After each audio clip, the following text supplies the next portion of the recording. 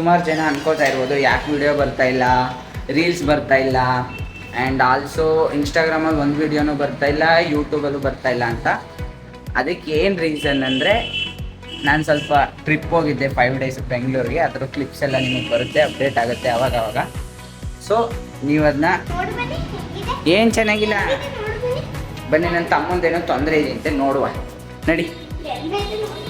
ಏನು ಬಾತ್ರೂಮೆಲ್ಲ ಏನು ಜನ ಮರೆ, ಅಯ್ಯೋ ಜನ ಮರೆ, ಏನು ಜನ. ಸೊ ಸ್ಟೇ ಟ್ಯೂನ್ಡ್, ಹೊಸ ವಿಡಿಯೋಗಳು ಆದಷ್ಟು ಬೇಗ ಅಪ್ಲೋಡ್ ಮಾಡ್ತೀನಿ. ಇದು ಆ್ಯಕ್ಚುಲಿ ರಾ ಕ್ಲಿಪ್ ಆಗಿರುತ್ತೆ ಅಲ್ವೇನಾ? ಇದು ರಾ ವಿಡಿಯೋ, ನೋ ಸ್ಕ್ರಿಪ್ಟೆಡ್.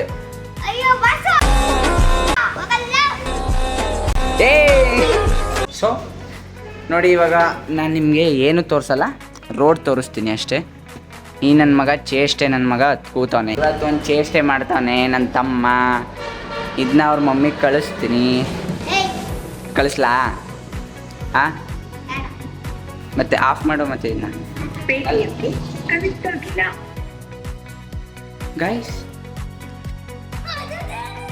ಕ್ಯಾಂಡ್ಲೆಸ್ ತಕ್ಷಣ ಏನೋ ಇದೆ ಅಕ್ಕ.